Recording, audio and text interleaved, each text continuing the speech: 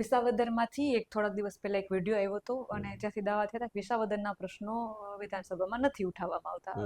આ વખતે તમે વિધાનસભામાં વિસાવદરના કયા કયા પ્રશ્નો ઉઠાવ્યા છે?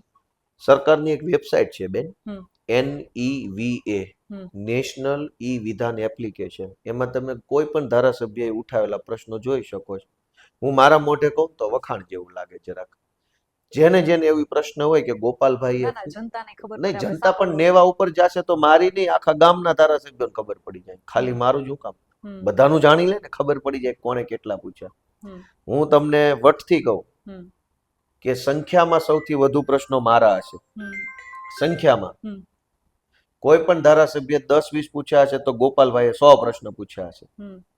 આ હું તમને કહું લોજિકમાં. સૌથી વધુ પોતાના મત વિસ્તારના પ્રશ્નો કોઈએ પૂછ્યા હશે, મેં પૂછ્યા હશે, એ તમે જોઈ લેજો.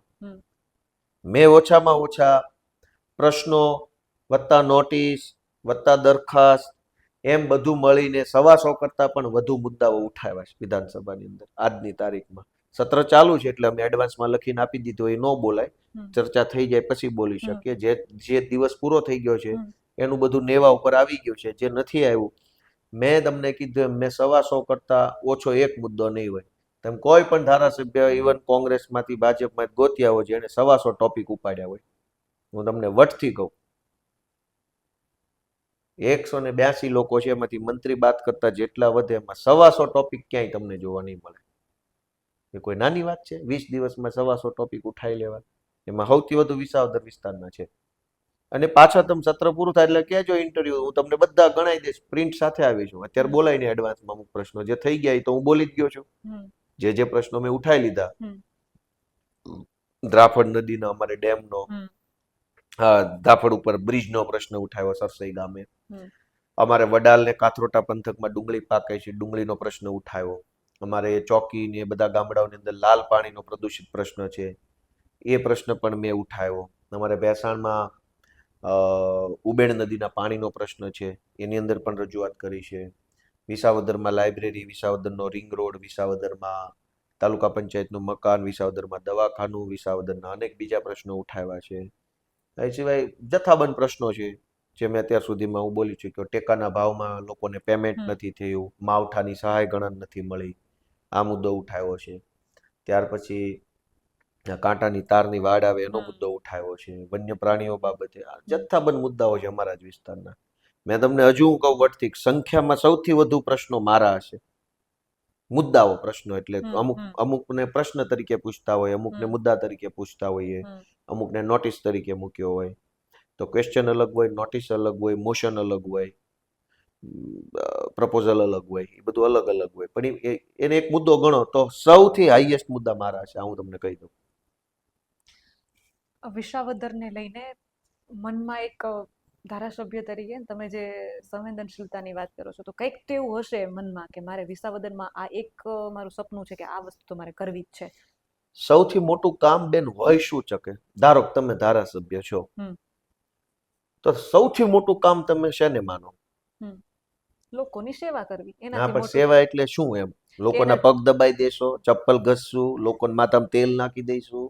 સેવા એટલે હજારો વસ્તુ. સેવા બીઈંગ એ ધારાસભ્ય, તમે મને એમ પૂછ્યું કે ભાઈ વિસાવદર માટે ગોપાલભાઈનો એક મુદ્દો હું, તમે મને કહો શું એવું હોઈ શકે જે સૌથી ટોપ હોય કે હવે આનાથી ઉપર કંઈ નહીં? એમ આપણા દેશની 60% વસ્તી કૃષિ આધારિત છે, તો લગભગ મોટા ભાગના પ્રશ્નો ખેડૂતોને લગતા હશે.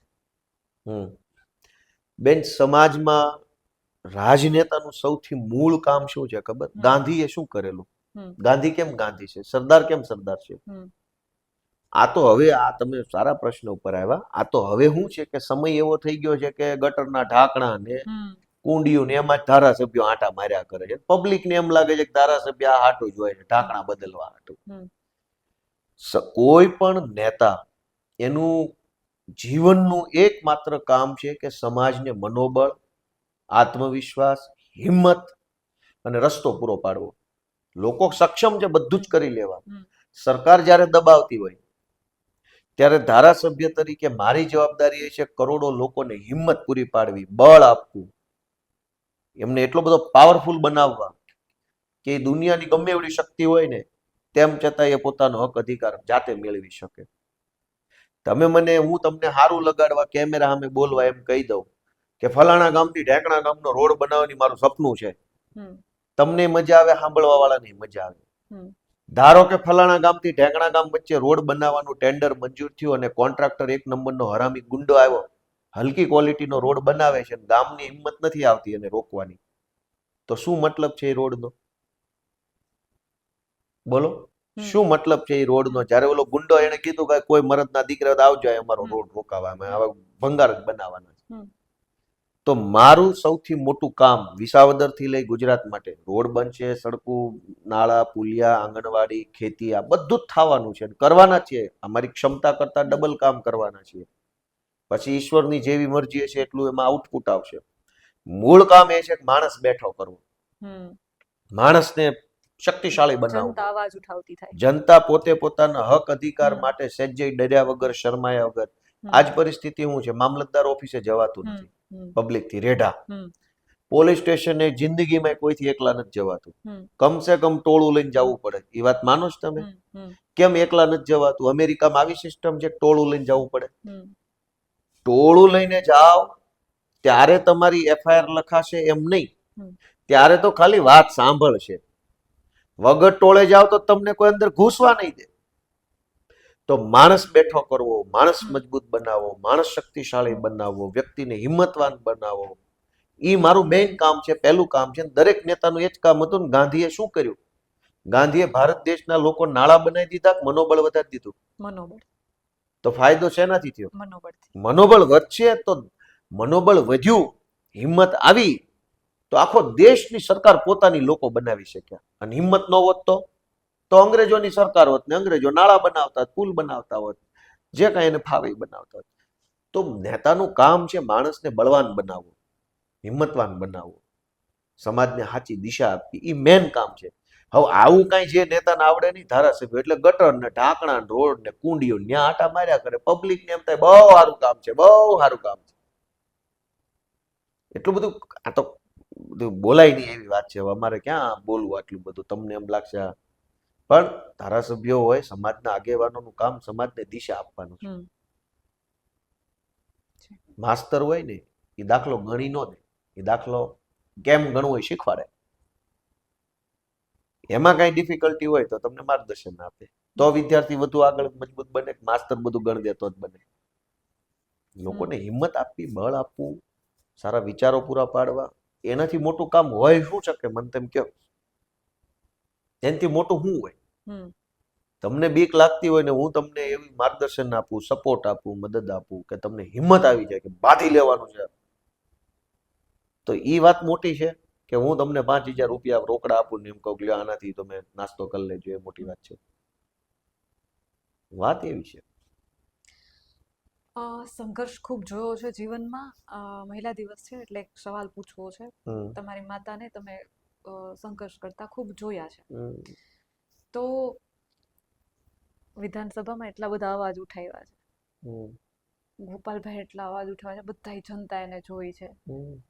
એક વાત નોટિસ કરી, કોઈ મહિલા નથી. ક્યાં?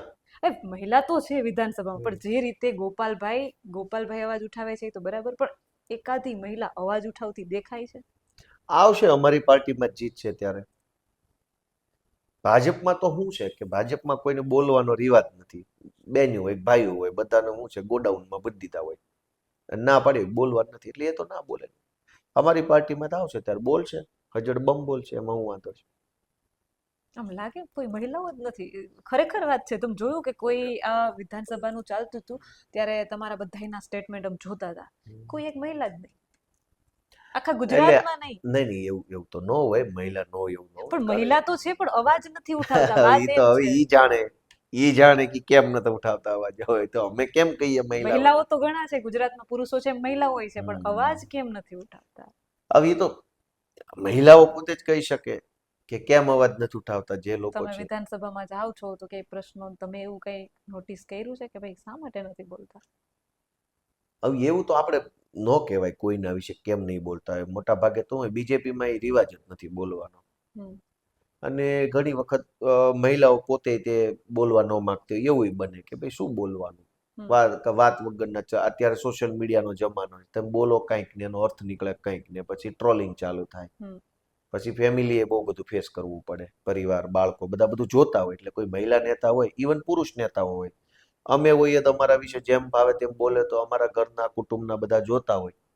અમે તો કઠણ કાળજાના હોઈએ એટલે બહુ વાંધો ન આવે, પણ ઘર દુખી થતું હોય ઘણી વાર. હવે એમાંય તમે સમજો કે મહિલા નેતા છે કોઈ પણ પાર્ટીના, કંઈક બોલ્યા અને હજારો ફેસબુક ઉપર લોકો ચોંટ્યા, ઊંધે આમ ઊંધું ચીધું બોલવા લાગે તો થોડુંક અંદરથી માણસ દુખી થાય ને. તો ઘણીવાર પાર્ટી ના પાડતી હોય, ઘણીવાર પોતે તે પોતાની મર્યાદા રાખી નથી બોલવું. ઘણીવાર રાજનીતિનું જ કાંઈ બહુ મોટું લક્ષ્ય ન હોય, આવતા આવી ગયા, ટિકિટ મળતા મળી ગઈ, જીતતા જીતી ગયા, આટલો જ વિષય હોય, બીજી કાંઈ આગળની ગતાગમ ન હોય, એવું બને. ઘણા લોકોને હમણાં ન બોલવું હોય, ટાઈમ આવે ત્યારે બોલીશ એવું હોય. આમાં અલગ અલગ એંગલ છે વાતના, પણ બોલશે એવો સમય આવશે. કાંઈ એવું થોડું છે કે આવું આવું જ રહેશે. એટલે એવું લાગે છે કે ભાઈ વિધાનસભામાં મહિલાઓ બોલતી હોવી જોઈએ. બોલવાનું તો વિધાનસભા શું દરેક જગ્યાએ માણસ જ્યાં સત્ય હોય એ બોલવું જ જોઈએ. પણ ખાલી વિધાનસભા તે એનાથી આખા રાજ્યને રિપ્રેઝેન્ટ કરવામાં આવતું હોય, ત્યાં જ નથી બોલતા મહિલાઓ. પણ હવે એમાં હું શું કરી શકું? તમે તમારે કાંઈ ન કરી શકો, પણ તમને શું લાગે છે કે ભવિષ્યમાં એવું તમે જોવો છો, તમે યુવાન છો તો યુવાનોને રાજકારણમાં આવવું જોઈએ, એ વાત તો સાચી છે, પણ મહિલાઓ ખાસ કરીને મહિલાઓને તમે તમારી પાર્ટી પ્રત્યે તમારી પાર્ટીમાંથી શું જોવો છો ભવિષ્ય? અમારી પાર્ટીનું ભવિષ્ય તો જનતા નક્કી કરશે હું ને. મહિલાઓની વાત કરું છું. મહિલાની જ વાત કરું છું. હમ મહિલા અમારે ગઈ ચૂંટણીમાં ઉભા હતા, અનેક સીટો ઉપર મહિલા ઉમેદવારો હતા. જનતાએ મત ન આપ્યો તો હવે અમારે શું કહેવાનું? અમે તો પાર્ટી તો બધો નિર્ણય કરે, પણ સામે જનતા નિર્ણય કરે એ મેન છે. જિગીશાબેનને લઈને જે હમણાં ઘટના બની છે એને લઈને શું કહેશો? એ કીધું ને, મેં પ્રેસ કોન્ફરન્સમાં જ કીધું. તમારા ધ્યાનમાં નહીં હોય. નહીં, મારા ધ્યાનમાં છે તો પણ મારે ફરીથી જાણવું છે, કારણ કે એમણે હર્ષ સંઘવીને ચેલેન્જ આપી હતી ને, ચેલેન્જ પૂરી નથી થઈ વરઘોડાને લઈને. એને લઈને શું? મેં વિધાનસભામાં એક પ્રશ્ન પૂછ્યો હતો કે રાજકોટમાં અને ભાવનગરમાં કુલ કેટલી એફઆઈઆર નોંધાઈ, તે પૈકી કેટલી એફઆઈઆરમાં વરઘોડા નીકળ્યા? તો વિધાનસભામાં મને જવાબ મળ્યો કે 96,251 એફઆઈઆર નોંધાય 2 જિલ્લાની ભેગી, અને એમાંથી 221 કેસમાં જ વરઘોડા નીકળ્યા. તો બાકીના લોકો કેમ ન નીકળ્યા? એ કોના હગા થતા હતા? ભાજપવાળાના કે કોના એવા મોટા સેટિંગમાં હતા કે એનો વરઘોડો ન નીકળ્યો? સંઘવી તો બહુ મોટી મોટી વાતો કરે, આમ વરઘોડો કાઢું તેમ કાઢું. 96,251 કેસ થયા, એમાંથી માત્ર 221 કેસમાં જ વરઘોડો કાઢ્યો. બાકીનાને તો પૈસા લઈને સેટિંગ કર્યું એવું માનવાનું ને આપણે. તો આ ભાઈ બોલે છે કંઈક અલગ ને પોલીસ કરે છે કંઈક અલગ. પછી પાછા તમે મને એમ પૂછો છો કે આનો હું તમારો વાંધો છે? આ જ વાંધો છે.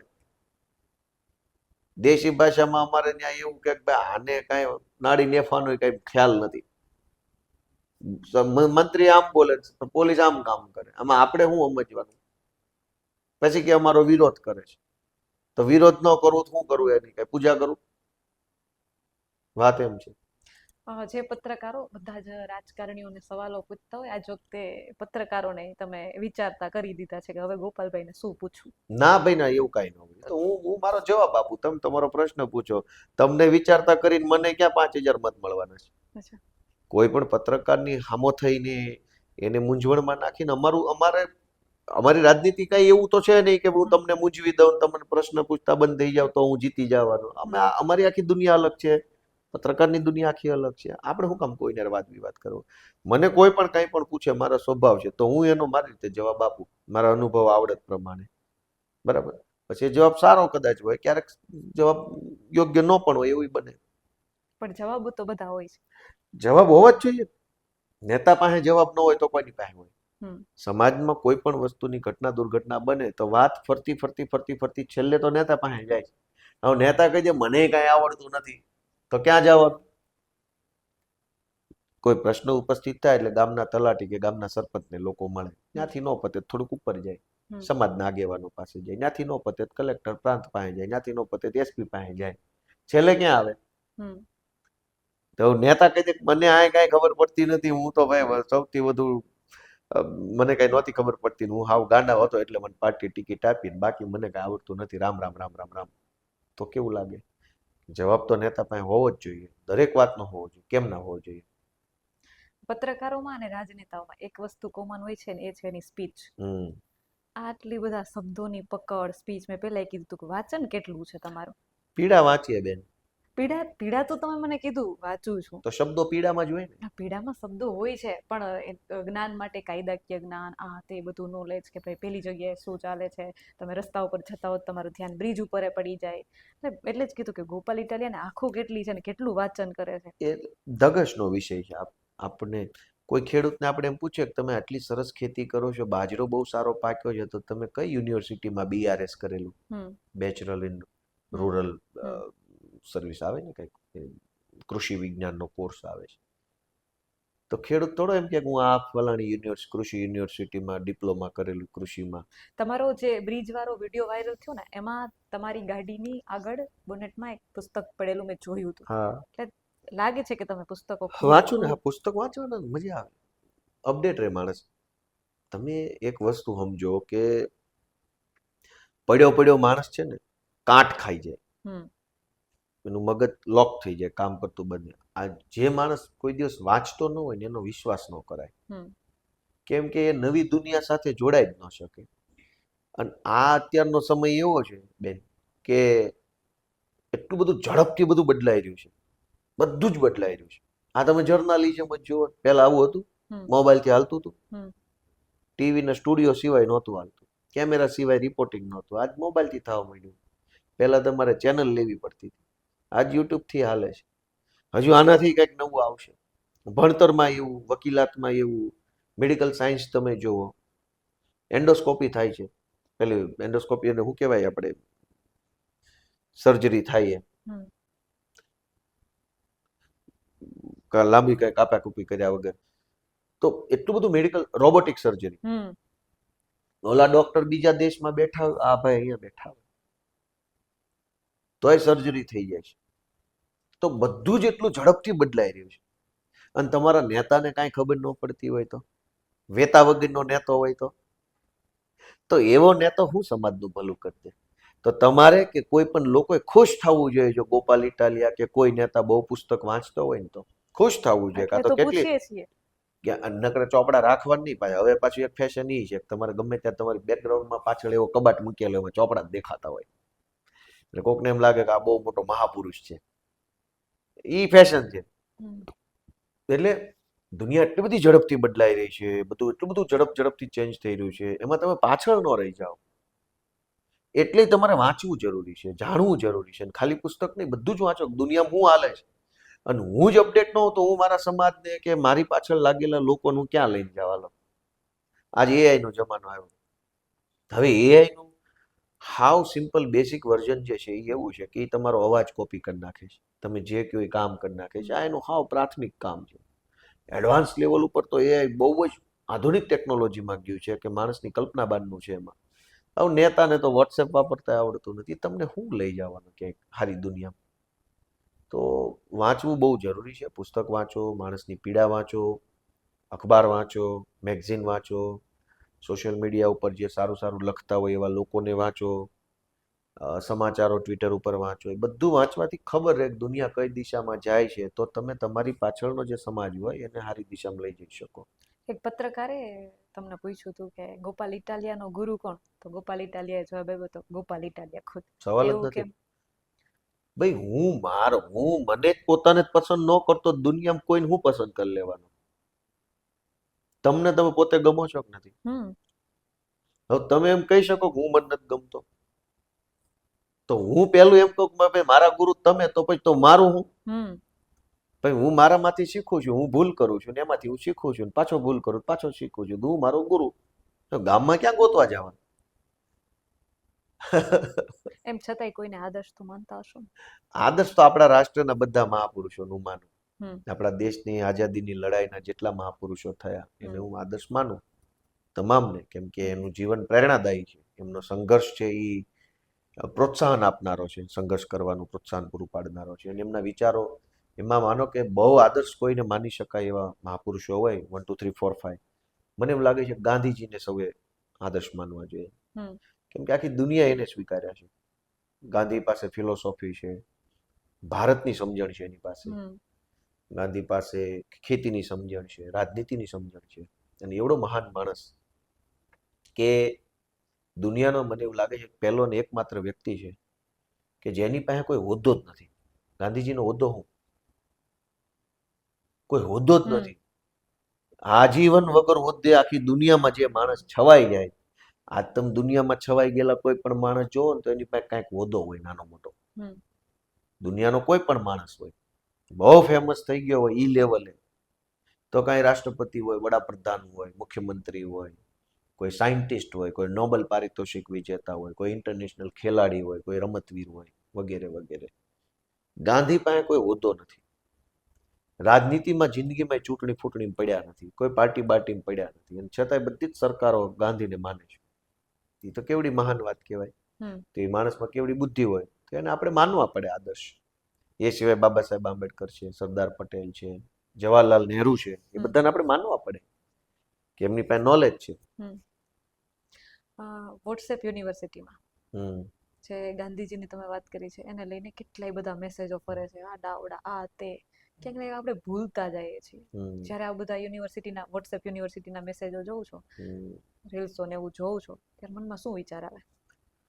મનમાં તો બેન એવો વિચાર આવે કે આપણે નિષ્ઠાથી પ્રયત્ન એવો કરશું કે લોકો સાચી વાતને જાણે અને સમજે. પણ ગાંધીને જે કાંઈ મહાપુરુષો થયા છે એટલે એ લેવલના મહાપુરુષો કે કાંઈ ફરક ન પડે. તમે આસમાન ઉપર કીચડ ઉછાળો ક્યાં પડે? ચંદ્ર ઉપર આમ ગંદુ પાણી ફેંકો પડે ક્યાં? પાછું નીચે આપણા ઉપર જ પડે. તે ગાંધી ને બાબા સાહેબ ને સરદાર પટેલ એવા માણસો કે તમે એની ઉપર કંઈ પણ કરશો એ તમારી ઉપર જ પડવાનું. એ તો મહાપુરુષો છે. એ એનું કામ કરીને આ દુનિયામાં જતા રહ્યા છે. હવે એના વિચારો વધ્યા છે. તમે વિચાર ઉપર કીચડ ન ફેલાઈ શકો. એક બીજું તમે બજેટને કરિયાણાની દુકાન કીધું. જો ડબલ એન્જિનની સરકાર અને બજેટની જો વાત કરીએ, બેમાંથી એક શક્ય છે. કારણ કે જો ડબલ એન્જિનની સરકાર હોય તો પછી સામાન્ય જનતાને મીઠાની એવી સહાય ન કરવી પડવી જોઈએ. તો આપણો દેશ વિકાસશીલ વિકસિતની જે વ્યાખ્યા છે અર્થતંત્ર મુજબ એ એક અલગ જ હોય. ડબલ એન્જિન છે કે 5 એન્જિન છે એમાં કઈ વાંધો નથી. હું એમ કહું કે હશે ડબલ એન્જિન હશે, કાંઈ વાંધો નહીં. ભાજપ વાળા કહે છે હશે, પણ બંધ છે 2 એન્જિન. કાંઠ ખાઈ ગયેલા જૂનવાણી ભંગાર એન્જિન છે, તકલીફ ઈ પડે છે. ડબલ તો છે જ. 2 લ્યુના લાવો ને, લ્યુના નામ આપણે જૂના જમાનાની આવતી સાયકલ ટાઈપની મોટરસાયકલ લ્યુના, તો લ્યુનામાં એન્જિન આવે નાનું એવું, અને એન્જિન આજની ફોર્ચ્યુનરમાં આવે. તો 2 લ્યુના લાવો તોય ડબલ એન્જિન થઈ જાય, 2 ફોર્ચ્યુનર લાવો તોય ડબલ એન્જિન થઈ જાય. મને એમ લાગે આ 2 લ્યુના છે, એક લ્યુના અહીંયા છે ને એક લ્યુના ઉપર છે, 2 ડબલ એન્જિન પણ જૂના, કાંઠ ખાઈ ગયેલા જૂના જમાનાના. હવે એને હું વાત કરવાની? એ એમ કે ડબલ એન્જિન, અમે એમ કે કોઈ જૂના છે. અત્યારે ડિજિટલ વસ્તુને સપોર્ટ કરે એવા, ઇલેક્ટ્રિક પાવરને સપોર્ટ કરે એવા એન્જિન આવ્યા છે, હાઇબ્રિડ એન્જિન આવ્યા છે, જે પેટ્રોલમાં હાલે, ગેસમાં હાલે, પાવરમાં હાલે. ઈ નથી આ લોકો, આ જૂના એન્જિન છે. એટલે ડબલ છે પણ કામના કાંઈ નથી. ટ્રેડ ડીલના મુદ્દે શું કહેશો? ટ્રેડ ડીલથી ગુજરાતને ખૂબ નુકસાન જવાનું છે. ખેડૂતોને, પશુપાલકોને ખાસ નુકસાન જવાનું છે. જે રીતે સરકારે એકતરફી ડીલ કરી છે, અમેરિકાના દબાણમાં આવી ગઈ ભારત સરકાર. તમે વિચાર તો કરો, આપણે એવડો મોટો દેશ છીએ, અમેરિકાએ હમણાં કીધું કે 30 દિવસની છૂટ આપી તેલ ખરીદવામાં. એમ અમેરિકા કેમ બધું આપણે કરવાનું? અમેરિકાએ એને ત્યાં જે ટેક્સ હતો 25%, એને ઘટાડીને 18% કર્યો આપણા ઉપર. આપણે ત્યાં હતો જે પહેલા જતો એને 0 કરી દીધો આપણે. તો શેનો મહોત્સવ? એટલે એનાથી બહુ નુકસાન જવાનું છે. આખા દેશમાં સૌથી વધુ નુકસાન જો કોઈને જવાનું હોય ટ્રેડ ડીલનું તો એ ગુજરાતને જશે, ખેતી અને પશુપાલનમાં ખાસ. તમે સંવેદનશીલતાની જે વાત કરો છો, એપ્સ્ટીન ફાઇલ ખુલી પછી આ સંવેદનશીલતા શબ્દ તો બહુ દૂર રહી ગયો છે. સામાન્ય જનતાને તો જે પોતાના બાળકોને, દીકરા દીકરીઓને બહાર ભણવા મૂકતા હોય એના મનમાં તો ક્યાંક ને ક્યાંક પ્રશ્ન થાય. પણ તમે પોતે એક દીકરીના પિતા છો, એપ્સ્ટીન ફાઇલ ખુલી જ્યારે એ બધું સામે આવ્યું, પેલો વિચાર શું આવ્યો હતો? વિચાર તો એમાં શું હોય, આપણને દુઃખ થાય ને કે આ બધું શું હાલે છે, પીડા થાય, અને પછી થોડીક લાચારી ફીલ થાય. એમ થાય કે હારું અવડું મોટું છે ને આપણે કઈ કરી નથી શકતા, તમારો હાથ ત્યાં પહોંચતો નથી. એવી લાચારી ફીલ થાય, દુઃખ થાય, ને પછી એમ થાય કે હાલો પાછા સંઘર્ષ કરશું, ને એવી જગ્યાએ પહોંચશું કે જ્યાંથી આપણે આ બધી વસ્તુઓને ઠીક કરી શકીએ, વ્યવસ્થિત કરી શકીએ. જે આપણને સારું નથી લાગતું એને સારું આપણી દ્રષ્ટિએ જેવું હોય એવું કરવું હોય તો એવી જગ્યાએ પહોંચવાની મહેનત કરવી પડે. એટલે આવા બધા વિષયો ધ્યાનમાં આવે ઘણી વાર ત્યારે આપણને એક દુઃખ થાય ને એક લાચારી થાય કે આપણે કંઈ કરી નથી શકતા, અને એટલે પાછી સંઘર્ષ કરવાની પ્રેરણા મળ્યા કરે કે હાલો તો વધુ સંઘર્ષ કરશું એમ. મુખ્યમંત્રી તો ઠીક, પણ સાંસદ વિચાર આવે છે ત્યાંનો, કેમ કે ત્યાં જશો તો બધું આ થશે. ના ના જાશું ને, પણ કેમ નહીં, તમારે જેવા વડીલોના આશીર્વાદથી બધે પહોંચ્યું. અમેરિકન રાષ્ટ્રપતિ બનવું છે, મેં તમને કીધું ને સ્ટેપ બાય સ્ટેપ. ના હું કામ પાડવી છે, મારાથી ભણેલો માણસ તમને મળતો દે એને બનાવી દેજો. નહીં, હું એમ માનું છું કે હું માપનો હોશિયાર માણસ છું, ભણેલું હોય, ગણેલું હોય, ઠરેલું હોય એવો હું શું, મારથી ડાયો માણસ હોય એને બનાવજો, ન હોય તો અમને હું કામ ન બનાવો. હા એટલે હાવ ગાંડા છૂટાઈ જાય છે, ડાયો માણસ એક આવી જાય તમને હું વાંધો છે, એટલે બનશું, કેમ ન બનાય. એક છેલ્લો સવાલ પૂછું છું. હમ તમે પોલીસ રહી ચૂક્યા છો, હમ આજ વખતે શારીરિક કસોટીમાં જે પોલીસની ભરતી થઈ રહી છે એમાં કેટલા યુવાનોના હાર્ટ એટેકના કારણે મૃત્યુ થયા છે. તો ક્યાંક ને ક્યાંક અવાજ ઉઠ્યો છે કે જે 5 કિલોમીટરની દોડ છે એને ઓછી કરવામાં આવે, અને એક વખત તમે પોલીસ બની ગયા પછી તો ક્યારેય શારીરિક કસોટી થતી નથી, તો શું બધા પોલીસો ફિઝિકલ ફિટ છે આપણે જોઈએ છે નથી, એને લઈને શું કહેશો કે વિદ્યાર્થીઓના હિત માટે? એટલે મેટર ગંભીર છે, સરકારે એની અંદર ધ્યાન આપવું જોઈએ. કેમ કે ગૃહમંત્રી મોટી મોટી વાતો કરીને વહી જાય છે, પછી આવું કંઈક બને ત્યારે પાછું બોલતા નથી. એને નિવેદન તો આપવું જોઈએ ને કે આમાં ઈ હું માને છે. અને મુદ્દો એવો નથી બેન કે 5 કિલોમીટર છે એટલે બધા છોકરા મરી જાય છે. મુદ્દો એ છે ને કે છોકરાઓની શારીરિક ક્ષમતાઓ ઓછી થઈ ગઈ છે. આપણા ગુજરાતમાં કુપોષણ છે. સરકાર ધારો કે કાલ સવારે એમ કે 10 દોડાવવાના છે, તે તો સરકારનો નિયમ છે. પણ સરકારે જોવું જોઈએ કે આપણા છોકરાઓ સાથે આવું થાય છે તો કાંઈક આપણા છોકરાઓ, આપણા ગુજરાતના છોકરાઓની શારીરિક ક્ષમતા નબળી પડી છે, છોકરાઓને શું, તો એની પહેલા તો એ તપાસ થવી જોઈએ કે આને હાર્ટ એટેક આવ્યો શું કામ. 5 કિલોમીટર દોડવાય તો આવે એવું નથી, શરીરે સામે તો બધાને ન આવી ગયો, 100 માંથી 1 આવ્યો, તો જેટલાને આવ્યો એનું તો પોસ્ટમોર્ટમ કરીને એ જોવું જોઈએ કે આને શું તકલીફ થઈ ગયા નાની ઉંમરમાં. ખાલી દોડવાથી હાર્ટ એટેક આવતો તો બધાનો પોલીસ ભરતી ફોર્મ ભરે બધાનો ઉપડી જાય, એ ટુ ઝેડ છોકરાઓ. એવું નથી થયું તો કંઈક તો તકલીફ છે કે નાની ઉંમરના છોકરાઓને કેમ આવું થાય. તો સરકાર ભેળસેળિયા દૂધ જે પકડાય છે, હા એટલે એ બધું તપાસ કરવી જોઈએ. પણ હવે અમારી સરકાર આવે પછી હવે અત્યારે એને ક્યાં એ બધું ક્યાં કરવાનું છે, નથી કરવાનું. હા હું તમે 2 મહિના સુધી આ ઇન્ટરવ્યુ ચાલુ રાખવી તો ભાજપ વાળાને કઈ ફરક પડે એમ નથી. એ કરતા અમે આથી ઉગલીને સીધા કામે વળગવી તો સરકાર બદલાય. બાકી એ તો હવે હળી ગયા છે, એને કઈ નો ફરક પડે. પત્રકારો સામાન્ય રીતે કોઈ પણનું ઇન્ટરવ્યુ લેતા હોય, જ્યારે ગોપાલભાઈનું ઇન્ટરવ્યુ લે એટલે એના મનમાં પત્રકારોને વિચારતા કરી દે એવા ધારાસભ્ય એટલે ગોપાલ ઇટાલિયા, અને સંવેદનશીલતાની એમણે વાત કરી છે, લોકોની વચ્ચે રહે છે, લોકોના પ્રશ્નો સાંભળે છે, અને ખાસ કરીને વિસાવદરની જનતા કે જેમના પ્રશ્નોને તેઓ વાચા આપી રહ્યા છે, અને વાત કરી કે દરેક એમએલએ જો સંવેદનશીલતા સમજતા થઈ જાય તો પછી ગુજરાતનું ભવિષ્ય કંઈક ઓર હોઈ શકે. આપ જોતા રહો ગુજરાતનો અવાજ.